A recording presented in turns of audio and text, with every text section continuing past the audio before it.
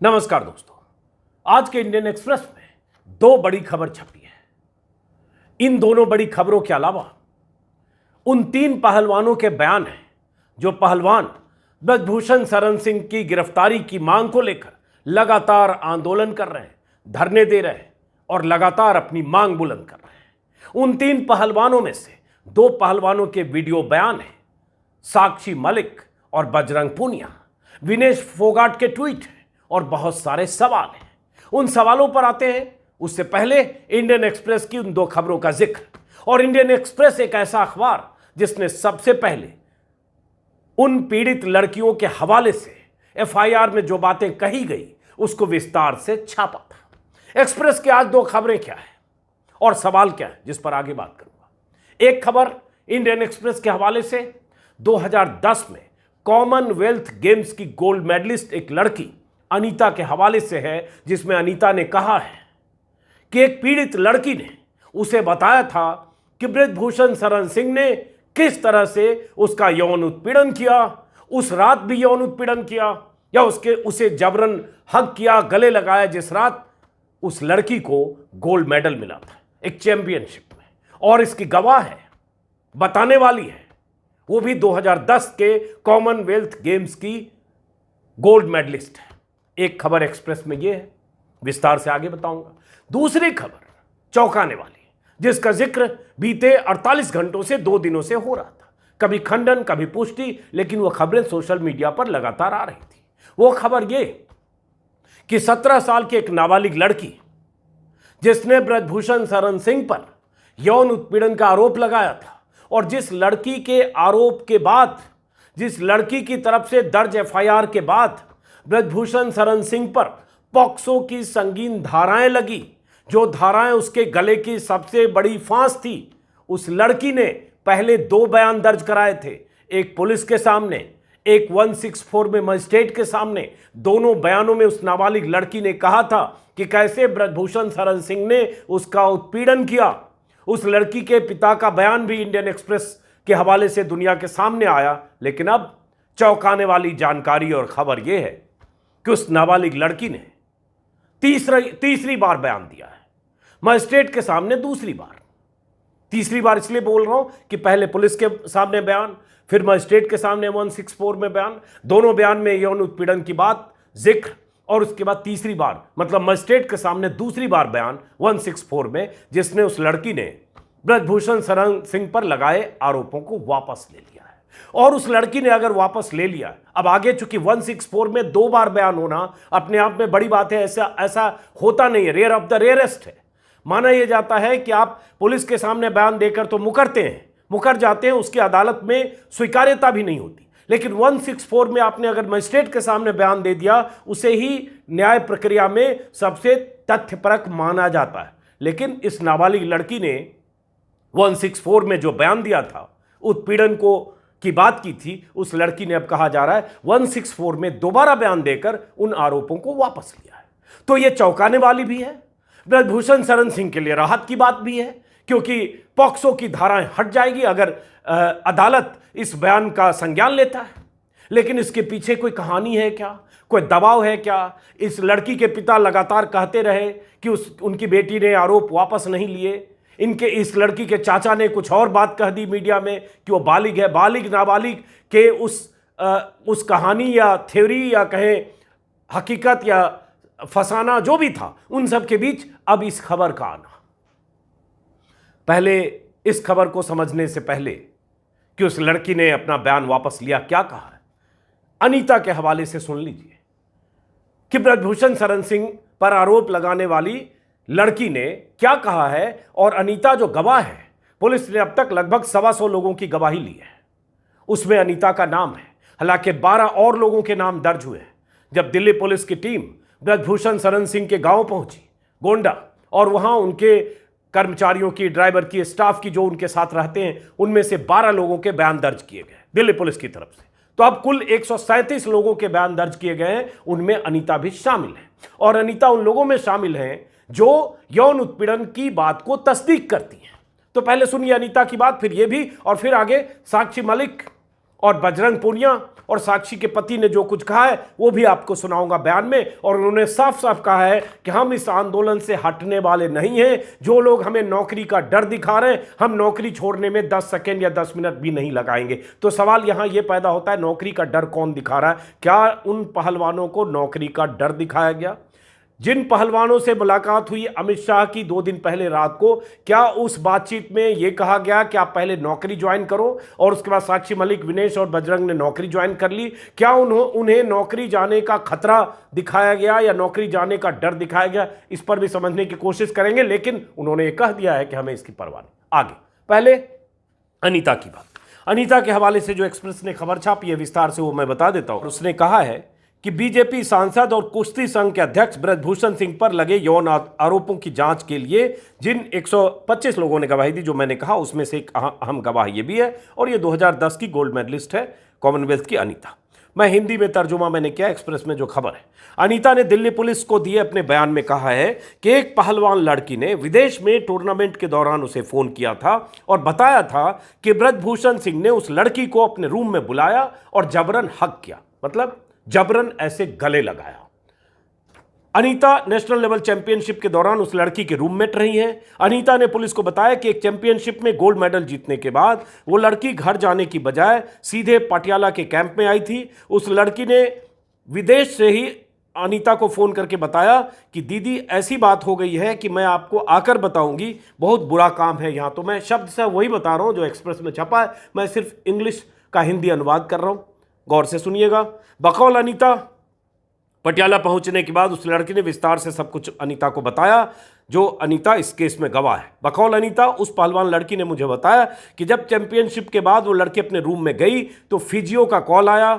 Physio ने कहा president साहब आपसे मिलना चाहते हैं। वो लड़की डर गई क्योंकि पहले भी ब्रजभूषण सिंह उसे फोन पर तंग कर चुका था, इसलिए वो लड़की काफी अनकंफर्टेबल थी। उस लड़की ने अनीता को बताया कि जब वो ब्रजभूषण के रूम में गई तो थोड़ी दूरी पर बैठ गई। ब्रजभूषण ने कहा अरे अरे ऐसा क्यों कर रही हो, तुम हमारी बिटिया हो, हमारे पास आओ। वो लड़की वहां से उठकर ब्रजभूषण के नजदीक बैठ गई। अचानक ब्रजभूषण ने उस लड़की को जोर से हक कर लिया। हक करना, जबरन ऐसे भींच लेना, हक तो करते हैं लोग, लेकिन हक कर लिया, जोर से हक किया, जबरन किया, ऐसा उस लड़की का कहना है। वो लड़की इस बात से बहुत परेशान हो गई। वहां से लौटकर उसने सारी बातें बताई और रोने लगी। ये अनीता का कहना है, जो अनीता इस केस की गवाह है, जिसके बयान पुलिस ने दर्ज किए। एफआईआर के मुताबिक बीजेपी सांसद ब्रजभूषण सिंह लगातार उत्पीड़न की ऐसी हरकतें करता रहा। आगे इसी खबर में है कि यहां तक कि जिस चैंपियनशिप में उस लड़की को गोल्ड मिला, उससे पहले भी ब्रजभूषण सिंह ने उसे फोन पर तंग किया था या तंग किया करता था। कभी कहता था हम तुम्हारी मदद करेंगे, सप्लीमेंट देंगे, हमसे बात करो। ब्रजभूषण अक्सर उस लड़की को फोन पर बात करने की कोशिश करता था। चैंपियनशिप के बाद फिजियो उस लड़की को फोन करने लगा। फिजियो उस लड़की को कहता था प्रेसिडेंट साहब तुम्हारे बारे में पूछते रहते हैं, प्रेसिडेंट साहब तुम्हारे लिए कुछ भी कर सकते हैं। ऐसी बातों से वो लड़की बहुत अपसेट और परेशान होती थी। ये भी एफआईआर में उस लड़की के हवाले से दर्ज है कि अक्सर फिजियो फोन करता था कि प्रेसिडेंट साहब से मिलो, तुम्हारे लिए कुछ भी करने को तैयार है। अनीता ने सवाल उठाया कि आखिर एक कुश्ती संघ के अध्यक्ष को एक लड़की को ऐसे बार बार फोन करने की जरूरत क्या थी? भाई कुश्ती संघ के अध्यक्ष है, बड़े पद पर है, क्या जरूरत है किसी लड़की को कॉल कर रहे हैं बार बार? अनीता ने यह भी कहा कि एफआईआर दर्ज कराने वाली उस लड़की ने ब्रजभूषण का फोन उठाना बंद कर दिया क्योंकि यही उसके पास विकल्प था। अनीता के मुताबिक कोई लड़की अपने करियर को लेकर डर सकती है क्योंकि ऐसी शिकायत करने के कई खतरे हैं। लड़कियां कैंप में घटिया खाने की शिकायत करने से डरती हैं, तो यौन उत्पीड़न की शिकायत करने की हिम्मत कहां से लाएंगी? पीड़ित लड़की ने अपनी एफआईआर में कहा है गोल्ड मेडल जीतने के बाद जबरन हक करने की वजह से वो बहुत परेशान हो गई थी। ये सब विस्तार से, तो एक तो खबर ये है जो इस बात की पुष्टि करती है या तस्दीक करती है, ये खबर, ये बयान कि ब्रजभूषण शरण सिंह यौन उत्पीड़न कर रहा था, जो एफआईआर में दर्ज है। गवाह के हवाले से भी कहा गया, पीड़ित के हवाले से भी। लेकिन यह खबर जो दूसरी बड़ी खबर है, और यह ब्रजभूषण शरण सिंह के लिए राहत देने वाली भी है। पता नहीं कोई दबाव काम कर रहा है या क्या हुआ। आखिर जिस लड़की ने पहले पुलिस के सामने फिर मजिस्ट्रेट के सामने 164 में बयान दिया 2 बार और कई दिन के गैप के बाद, वो लड़की तीसरी बार क्यों बयान देकर अपने आरोप वापस लेती है, ये पता चलना मुश्किल है। लेकिन देखते हैं आगे कुछ पता चलता है, कोई बात है क्या। उसके बयान अभी आए नहीं, उनके पिता की तरफ से भी बयान नहीं आया, जो कल तक जिनके हवाले से आ रहा था मेरी बेटी ने आरोप वापस नहीं लिया। अब सुनिए, 2 बयान के बाद माइनर लड़की ने WFI चीफ कुश्ती संघ के अध्यक्ष के खिलाफ अपने आरोप वापस ले लिए। लेकिन खबर इसमें यही है कि ब्रजभूषण सिंह के खिलाफ जिस लड़की ने 2 बार बयान दिया था, दर्ज कराया, उसने आरोप वापस लिया। ब्रजभूषण सिंह के खिलाफ एक बार उसने पुलिस में दिया था, दूसरी बार मजिस्ट्रेट को दिया था। 17 साल की इस लड़की ने मजिस्ट्रेट के सामने 164 में नया बयान दर्ज कराया है। अब मजिस्ट्रेट के सामने 2 बयान हो गए। कोर्ट को तय करना है कि किस बयान पर कार्रवाई की जाए। 10 मई को इस नाबालिग लड़की ने मजिस्ट्रेट के सामने बयान दर्ज कराया था और ब्रजभूषण सिंह पर यौन उत्पीड़न के आरोप लगाए थे। लड़की नाबालिग है, इसलिए पॉक्सो की संगीन धाराएं लगाई गई। इस लड़की के पिता ने एक्सप्रेस से बातचीत करते हुए कहा था कि ब्रजभूषण सिंह के उत्पीड़न के बाद उसकी बेटी बुरी तरह से डिस्टर्ब थी। FIR में कहा गया है कि ब्रजभूषण सिंह ने एक बार फोटो खिंचवाने के नाम पर उसे जोर से भींच लिया और उसके ब्रेस्ट तक अपने हाथ ले गया, ये FIR में कहा गया। रेबेका जॉन एक सीनियर एडवोकेट हैं, उन्होंने इसी खबर में नीचे उनका स्टेटमेंट है कि ब्रजभूषण की गिरफ्तारी में जानबूझकर देरी इसलिए की जा रही है ताकि पीड़ित लड़कियों पर दबाव बनाया जा सके। तो क्या इस लड़की पर दबाव बनाकर इसका बयान तीसरी बार रिकॉर्ड कराया गया है या मजिस्ट्रेट के सामने दूसरी बार रिकॉर्ड कराया गया है? अब ये कैसे पता चलेगा, हमें इंतजार करना पड़ेगा। लेकिन ये इस बयान के बाद केस में पॉक्सो की धाराएं हट सकती है और ये ब्रजभूषण शरण सिंह के लिए बहुत राहत की बात है और यही लगातार कोशिश पर्दे के पीछे हो रही थी। तो ये 2 बयान और इन 2 बयानों के बीच कल भर दिन भर जो आपने खबरें देखी होगी, जिसमें खबर आई थी कि ब्रजभूषण शरण सिंह के खिलाफ आरोप लगाने के बाद, इतने लंबे समय तक आंदोलन करने के बाद साक्षी मलिक ने और पहलवानों ने नौकरी पर ज्वाइन कर लिया। साक्षी मलिक और पहलवानों के बीच मतभेद हो गए। साक्षी मलिक ने खुद को आंदोलन से अलग कर लिया। फिर आए विनेश फोगाट ने भी आंदोलन से अलग कर लिया। फिर खबर आई विनेश, साक्षी और बजरंग के बीच कुछ मतभेद हो गया। फिर खबर आई कि बजरंग सोनीपत की रैली में गए थे, गुरनाम सिंह चढ़ूनी की रैली में, और उन्होंने कहा था कि आप लोग यहाँ कोई बड़ा फैसला नहीं कीजिए, अगली बार हम तय करेंगे लोकेशन भी, जगह भी और तारीख भी, वहाँ हम बड़ा फैसला करेंगे, सब मिलकर करेंगे, आपस में मतभेद ना हो। इन सब को लेकर तमाम बातें कल सोशल मीडिया में आती रही। रात में मैंने राकेश टिकैत से इंटरव्यू भी किया जिसमें उन्होंने भी कुछ बातें कही और लोगों ने कही। अब सवाल उठता है साक्षी मलिक का वो बयान जो कल उन्होंने कहा कि मैं हर हाल में इस आंदोलन के साथ हूं।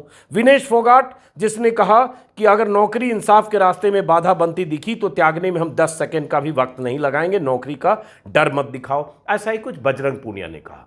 कल देर शाम साक्षी मलिक और उनके पति सर सत्यव्रत कादियान जो खुद पहलवान हैं और साक्षी मलिक की मुलाकात हुई थी अमित शाह से। जो खबर है 2 तरह की बातें आई, कल आई कि सारे पहलवानों की मुलाकात हुई, फिर देर शाम किसी ने बताया नहीं साक्षी मलिक, उनके पति और कुछ पहलवान कोच की मुलाकात हुई। उस मुलाकात में विनेश और बजरंग पूनिया नहीं थे अमित शाह के साथ मुलाकात में। उसमें कुछ शर्तें अमित शाह की तरफ से रखी गई जिसमें गिरफ्तारी की मांग खिलाड़ियों की तरफ से थी, अमित शाह की तरफ से थी कि पहले तुम लोग आंदोलन खत्म करो और नौकरी ज्वाइन करो, पुलिस चार्जशीट दाखिल समय पर करेगी, लेकिन बात बनी नहीं, ऐसा कहा जा रहा है। उसके बाद ये सारे बयान और इन बयानों के बीच में ये लड़की, नाबालिग लड़की की तरफ से मुकदमा वापस लेना, मतलब आरोप वापस लेना। बजरंग पूनिया का ये कहना कि हम ये लड़ाई बहन बेटियों को इंसाफ दिलाने तक लड़ते रहेंगे, हम पीछे नहीं हटे हैं। इन तीनों खिलाड़ियों का ये कहना कि नौकरी की चिंता हमें नहीं है, नौकरी छोड़नी पड़ेगी तो छोड़ देंगे,